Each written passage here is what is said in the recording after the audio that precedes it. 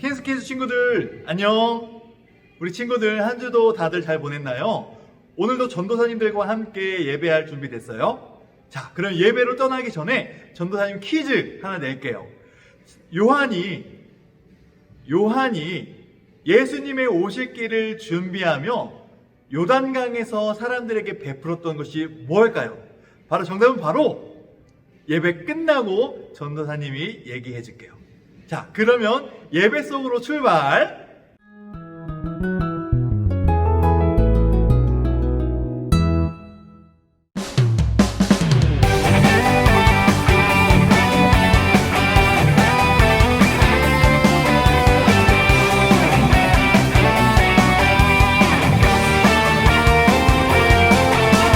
나의 믿음 나의 사랑 빼앗으려고 성화기는 끊임없이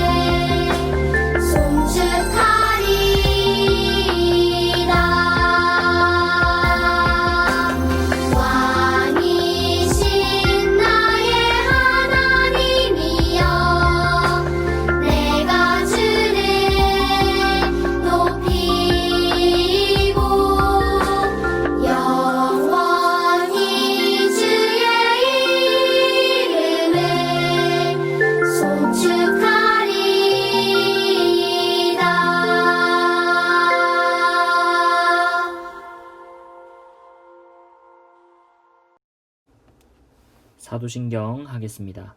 나는 전능하신 아버지 하나님, 천지의 창조주를 믿습니다.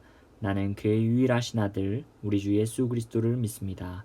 그는 성령으로 잉태되어 동정녀 마리아에게서 나시고 본디오 빌라도에게 고난을 받아 십자가에 못 박혀 죽으시고 장사된 지 사흘 만에 죽은 자 가운데서 다시 살아나셨으며 하늘에 오르시어 전능하신 하나님 우편에 앉아 계시다가 거기로부터 살아있는 자와 죽은 자를 심판하러 오십니다. 나는 성령을 믿으며 거룩한 공교회와 성도의 교제와 죄를 용서받는 것과 몸의 부활과 영생을 믿습니다. 아멘.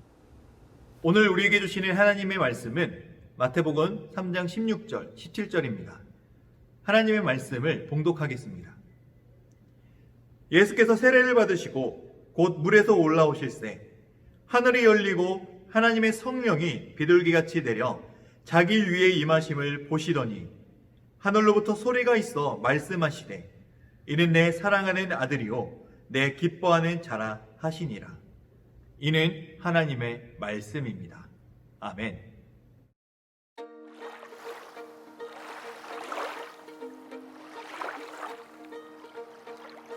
세례 요한은 광야에서 살았어요. 그는 낙타의 털로 만든 옷을 입고 가죽들을 허리에 둘렀어요. 그리고 메뚜기와 꿀을 먹었죠. 세례 요한은 사람들에게 큰 소리로 외쳤어요. 회개하고 세례를 받으십시오. 천국이 가까이 왔습니다. 어떤 사람들이 요한에게 물었어요. 당신은 누구십니까?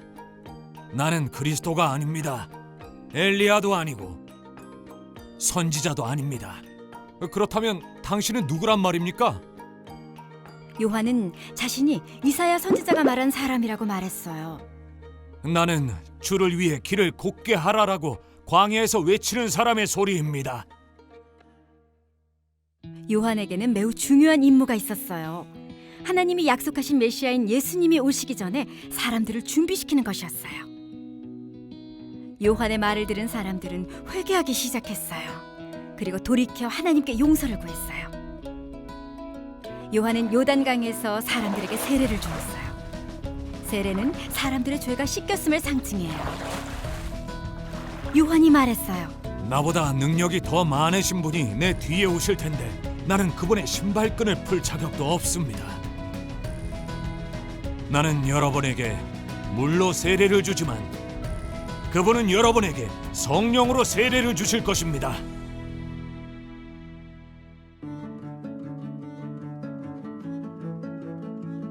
이 시기에 어른이 된 예수님이 요한에게 세례를 받으시려고 갈릴리 나사렛에서 요단강으로 오셨어요. 예수님이 다가오시자 요한이 말했어요. 보시오, 세상 죄를 지고 가는 하나님의 어린 양이십니다.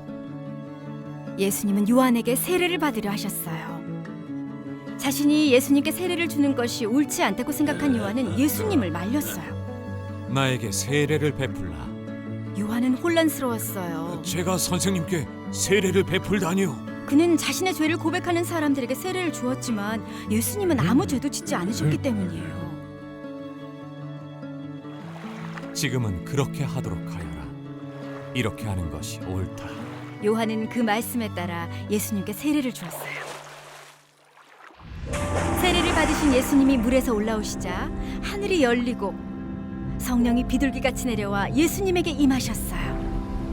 그리고 하늘에서 소리가 들려왔어요. 이는 내가 사랑하는 아들이다. 내가 그를 기뻐한다.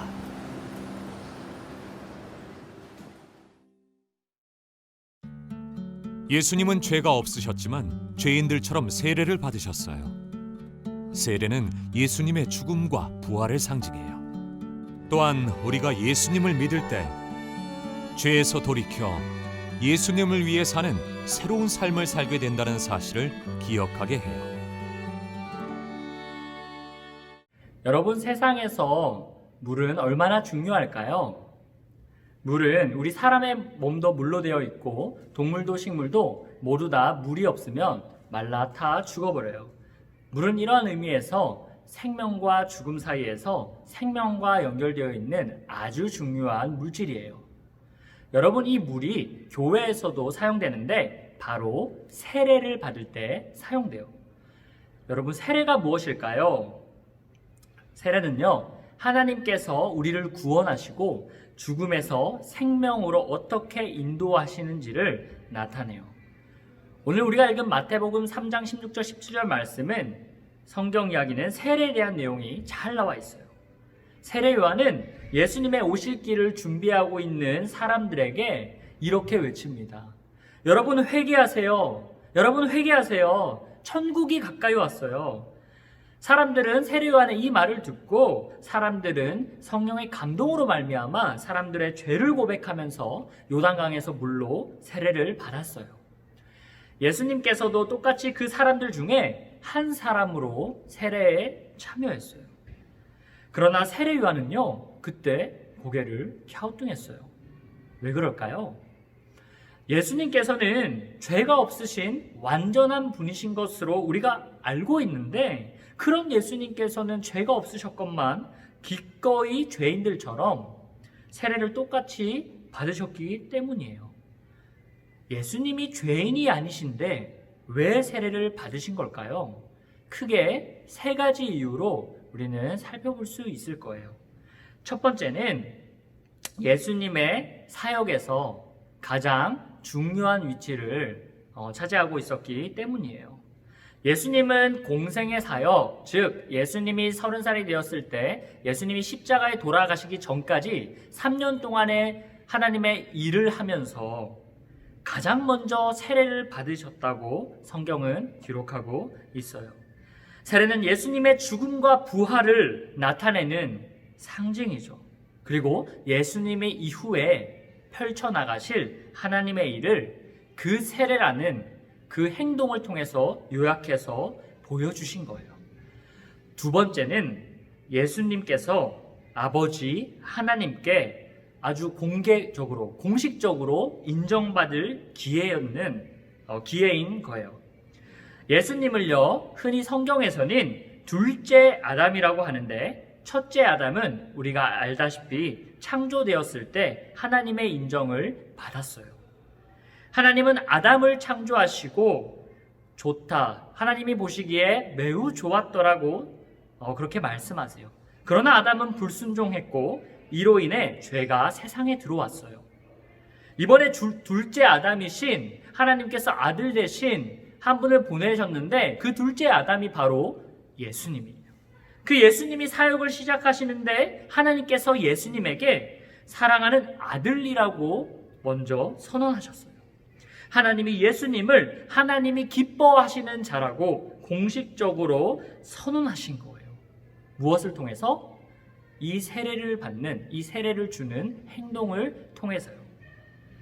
세 번째는요, 예수님은 세례를 받으심으로 모든 하나님의 뜻을 이루기 원하셨다는 거예요. 예수님께서 세례를 받을 필요가 없으신데, 그 없으신 예수님이 세례를 받는 것이 옳기에, 하나님의 뜻이었기에 세례를 받으셨다는 겁니다.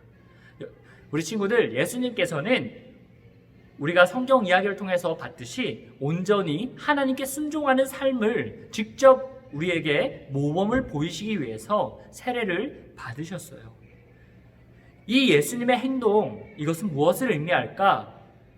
세례는 단순히 우리의 죄를 다 깨끗하게 씻어주고 용서해 줄 뿐만 아니라 예수님께서 십자가에 달리셔서 죽으시고 또 사흘 만에 부활하신 것을 말하고 싶은 거예요.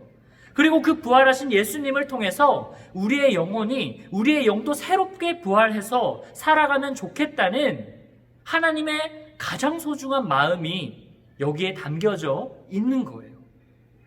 하나님께서는 우리를 위해 죽으신 그 예수 그리스도를 통해 우리를 구원하심을 말하고, 세례는 이제 예수님을 위해 살며 예수님의 한 가족이 되었음을 알려주는 행동이고 표시예요. 그렇다면 전도사님, 우리는 단지 그 예수님을 믿고 구원받기 위해서 우리는 세례를 받아야 하나요? 세례를 마치 내가 구원받기 위한 수단으로, 내가 구원받기 위한 도구로 그렇게 받아야 하나요? 라고 물어본다면 절대 그건 아니라고 말하고 싶습니다. 만약 우리의 구원을 위해서 우리가 내 자신이, 우리 친구들이 세례를 받는다고 한다면 그것은 세례의 진짜 의미를 모르는 친구들이에요. 세례는 거듭 전도사님이 강조했지만 우리가 예수님을 믿고 내 힘이 아닌 예수님을 의지하며 하나님의 영광을 위해 살겠다는 것을 의미합니다. 세례 자체가 우리 구원을 가져다 주는 것이 아니라는 사실을 그러므로 우리는 꼭 기억해야 해요. 우리는 오직 예수 그리스도 그 예수 이름만으로 구원을 받은 존재인 줄 믿습니다. 그러므로 우리 사랑하는 친구들, 우리가 구원받았습니다. 우리가 구원받은 우리의 삶을 예수님이 순종하시고 기꺼이 하나님 나라의 일을 시작하실 때 세례를 받으심으로 예수님의 죽음과 부활과 다시 오심을 기억함의 의미로 세례를 받았듯이 우리도 매일매일 삶에서 그 예수님을 기억하는 세례를 우리에게 달라고 기도하며 나아가는 친구들 다 되었으면 좋겠습니다. 우리 친구들 꼭 나는 세례자입니다 라는 이 고백 가운데 우리가 하루하루를 살고 매주매주를 살아갈 때 하나님께서 예수님이라는 그 이름을 통하여 우리에게 매일매일 찾아와 주시는 것 사실을 우리 친구들 꼭 기억하기 바랍니다. 기도하겠습니다. 하나님 아버지 감사합니다. 예수님께서는 용서받아야 할 죄가 없으셨지만 직접 하나님의 일을 함에 있어서 세례를 받으시고 우리와 같이 똑같이 낮아지기 위해서 죄인된 우리와 세례를 받으셨습니다. 우리가 예수님을 믿고 죄에서 돌이켜 하나님의 자녀가 되게 해주시고 우리가 그 은혜를 아는 하나님의 자녀들이라면 하나님께 또 옆에 있는 이웃들에게 이 기쁜 복음을 함께 나누며 살아가는 한 주간 될 수 있도록 도와주세요. 이 모든 말씀 예수님의 이름으로 기도합니다. 아멘. 주기도문함으로 예배를 마치겠습니다. 하늘에 계신 우리 아버지, 아버지의 이름을 거룩하게 하시며 아버지의 나라가 오게 하시며 아버지의 뜻이 하늘에서와 같이 땅에서도 이루어지게 하소서. 오늘 우리에게 일용할 양식을 주시고 우리가 우리에게 잘못한 사람을 용서하여 준 것 같이 우리 죄를 용서하여 주시고 우리를 시험에 빠지지 않게 하시고 악에서 구하소서. 나라와 권능과 영광이 영원히 아버지의 것입니다. 아멘. 상당하게 KSK 친구들 안녕하세요. 지금 시간은 전도사님이랑 창조부터 침묵 그리스도까지 모션으로 성경을 배워볼 거예요. 전도사님이랑 따라서 해보도록 하겠습니다. 창조, 사람, 홍수, 민족들, 무릎, 아브라함, 이삭, 야곱, 요셉, 애굽, 속박, 모세, 내 백성을 보내라. 열대야, 유월절, 홍해, 시내산, 율법, 성막, 오대사, 칠절기, 인구조사, 12정탐꾼, 방황, 죽음, 모함, 두 번째 율법, 여호수아, 요단강, 여리고, 분할, 정복, 정착, 12지파, 사사, 드보라, 기드온, 삼손, 각기 자기의 소견에 오른 대로 행하였더라. 오직 룻과 사무엘 외에는. 통일왕국 첫 번째 왕 사울은 하나님께 무심, 두 번째 왕 다윗은 전심, 세 번째 왕 솔로몬은 반심, 분열 왕국, 남유다 북이스라엘, 선지자 왈 회개하라.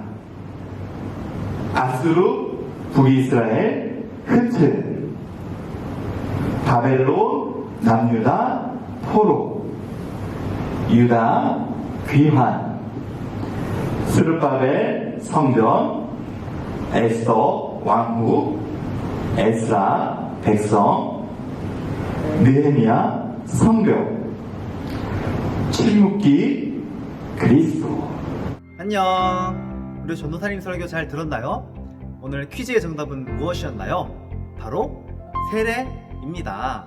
그래서 우리 모든 친구들도 나는 세례자입니다 라고 고백할 수 있는 친구들 되면 좋겠습니다.